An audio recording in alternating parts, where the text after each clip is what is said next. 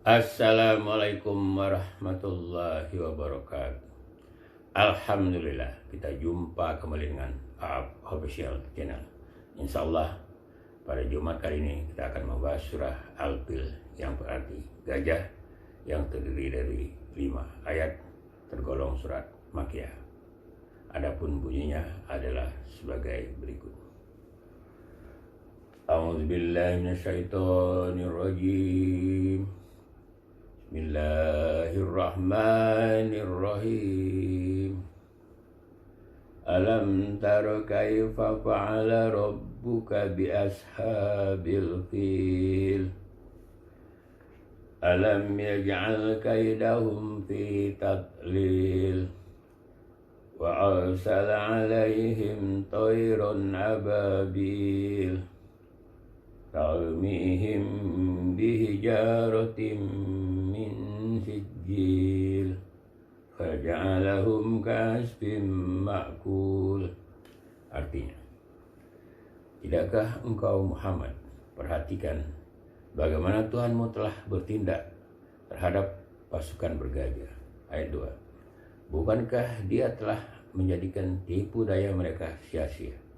Ayat 3. Dan dia mengirimkan kepada mereka burung yang berbondong-bondong. Ayat 4. Yang melempari mereka dengan batu dari tanah liat yang dibakar. Ayat 5. Sehingga mereka dijadikannya seperti daun-daun yang dimakan ulat. Shadaqallahul Azim. Maha benar Allah dengan segala firman-Nya. Jadi melalui surat ini, khususnya ayat 1 ya, Nabi Muhammad ya, dan orang-orang mukmin ya, diingatkan oleh Allah agar memperhatikan bagaimana Allah menunjukkan kekuasaannya ya, terhadap orang-orang yang menentangnya, terhadap orang-orang yang sombong, orang-orang yang tidak mengakui kemahabesarannya. Dalam hal ini adalah Abraha ya. Abraha ya, ia memimpin pasukan bergajah ya, untuk menghancurkan Ka'bah atau Baitullah yang kemudian digagalkan oleh Allah ya.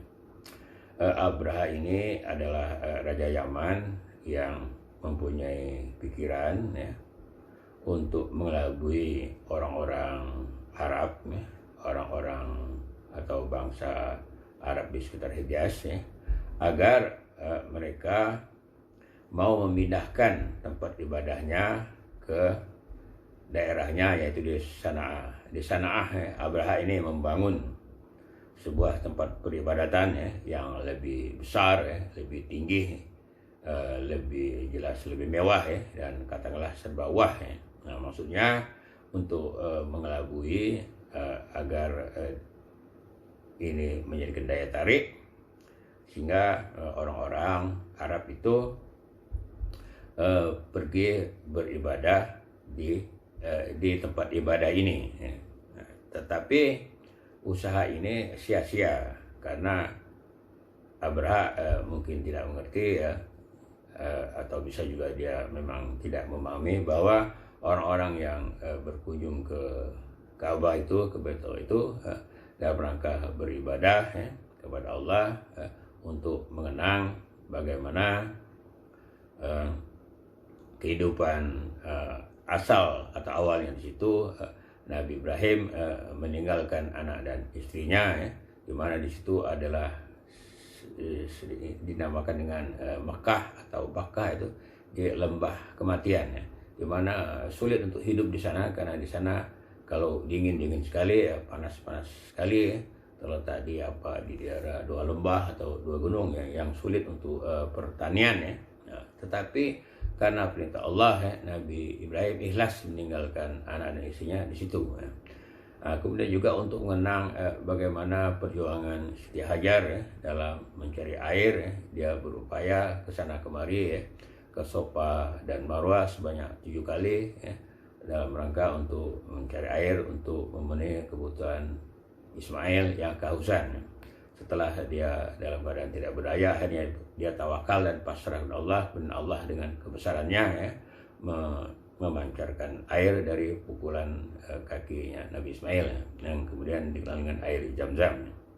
Kemudian juga untuk mengenang bagaimana kisah Nabi Ibrahim diperintahkan oleh Allah untuk mengorbankan anaknya Ismail. padahal Ismail itu adalah pada waktu itu ya anak satu-satunya ya. Jadi mungkin Ishak mungkin belum lahir ya. Jadi itu adalah anak satu-satunya, anak yang saling disayangi, sangat dibanggakan, karena harapan satu-satunya untuk kelak dapat meneruskan ya risalah dakwah Nabi Ibrahim ya. Tetapi Allah memerintahkannya untuk dikorbankan itu dengan disembelih, sehingga Nabi Ibrahim ada dua pilihan: apakah dia patuh kepada Allah, apakah dia akan tetap hanya memenuhi kesenangannya hanya untuk mempertahankan keegoannya, bahwa itu adalah kesenangan dunianya ya, jadi anaknya satu-satunya. Tetapi kemudian Nabi Ibrahim memilih patuh kepada Allah, dia rela mengorbankan anaknya ya, dengan menyembelihnya. Tapi dalam proses penyembelihan Allah menggantinya dengan seekor domba ya. Jadi hal-hal spiritual atau hal-hal yang berupa kerohanian atau hal-hal yang sakral ini, inilah yang merupakan yang kenangan-kenangan yang menjadikan mereka tetap akan mengunjungi Ka'bah atau tetap akan mengunjungi Baitullah ya. Karena ada nilai-nilai spiritual yang tinggi ya. Ada nilai-nilai kerohanian yang dapat meresap ke hati para penziarah atau para pengunjung itu ya. Sehingga mereka tetap memilih mengunjungi Ka'bah atau Baitullah dan tidak memilih mengunjungi apa yang ditawarkan oleh Abraha ini dengan bangunan yang lebih tinggi, lebih besar, lebih gagah, lebih secara fisikal lebih mewah ya. Padahal Ka'bah itu hanya rumah tua, bangunan tua, bangunan lama atau bangunan antik, tapi dia mempunyai spiritualitas yang tinggi ya. Dia tidak bisa mengalahkan hanya karena diberi kemewahan fisiknya. Karena sia-sia dan gagal, akhirnya Abraha memutuskan untuk menghancurkan Ka'bah. Jadi dia ingin menyamaratakan Ka'bah dengan tanah, sehingga dia datanglah ke Mekah dalam rangka melaksanakan niatnya itu dengan pasukan bergajah ya. Jadi umumnya pasukannya tidak dari gajah-gajah, dan dia sendiri menunggangi gajah yang terbesar ya. Dalam perjalanannya menuju Mekah, dia bertemu dengan Abdul Muthalib ya. Kemudian Abdul Muthalib yang adalah waktu itu semacam kepala suku ya, orang yang katakanlah berwenang atau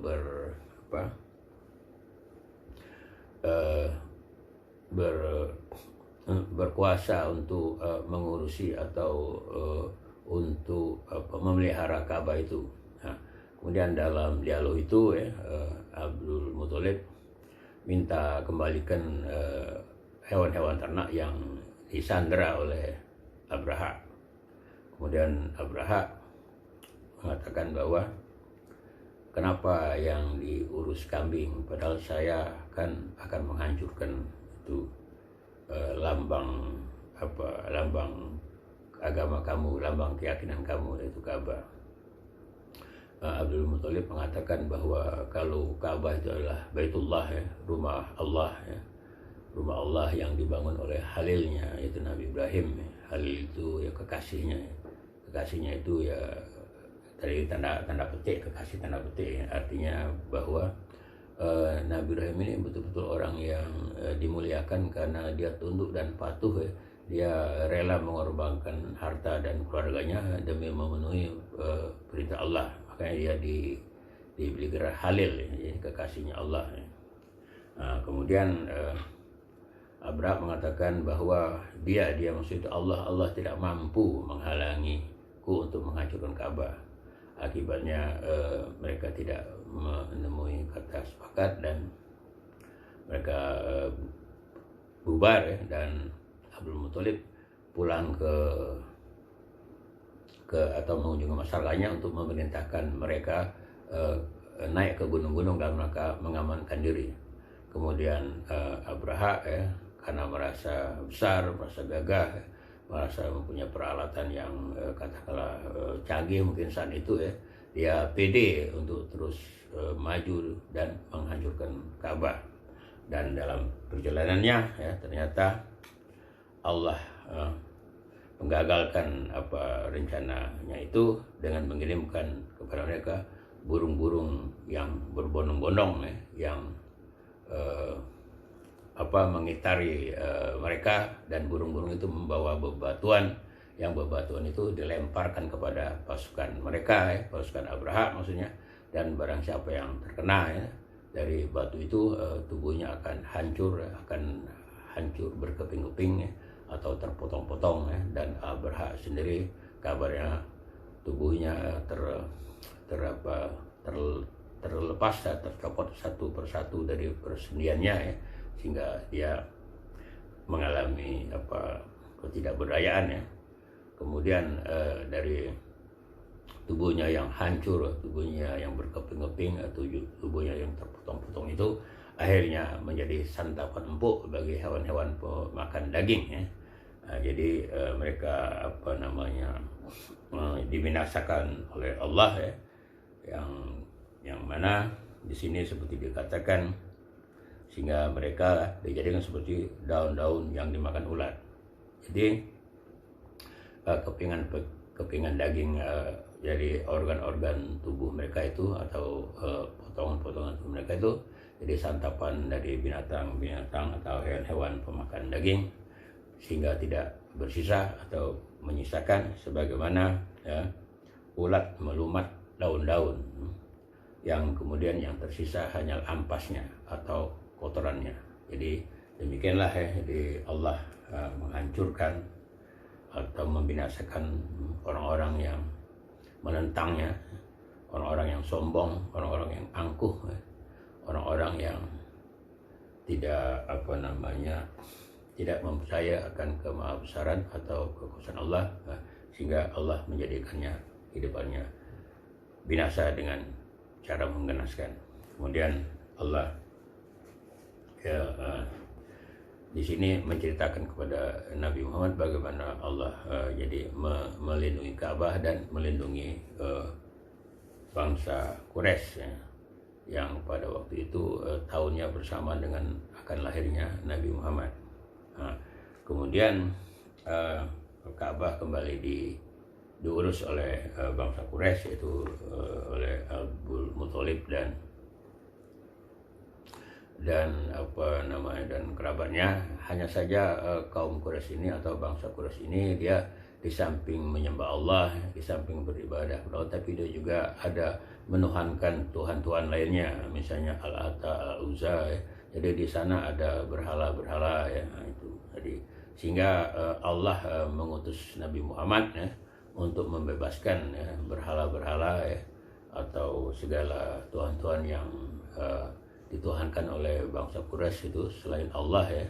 Jadi bangsa Quraisy ini menganut politeisme ya, jadi katakanlah menganut banyak Tuhan, dan ini berhasil dilaksanakan oleh Nabi Muhammad ketika penundukan kota Mekah ya. Kemudian Nabi Muhammad memasuki Ka'bah dan menghancurkan segala yang berupa berhala dan lambang-lambang kesyirikan lainnya ya.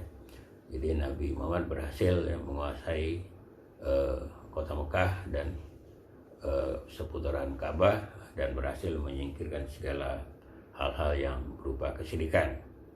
Dan kemudian Allah mengamanahkan atau mengkuasakan Ka'bah itu ya, pengurusannya kepada Nabi Muhammad dan orang-orang mukmin. Jadi orang-orang yang non muslim ya, tidak boleh memasuki daerah Ka'bah ya. Jadi mereka terlarang. Jadi di sana yang kita kenal dengan nama tanah haram ya, hanya untuk orang muslim. Jadi demikianlah dari surat Al-Fil ini, surat gajah ini ya, semoga kita dapat mengambil pelajaran ya, dan dapat mengambil makna-makna yang berguna bagi kehidupan kita sehari-hari ya. Demikian, kurang lebih mohon maaf. Akhirul kata, wassalamualaikum warahmatullahi wabarakatuh.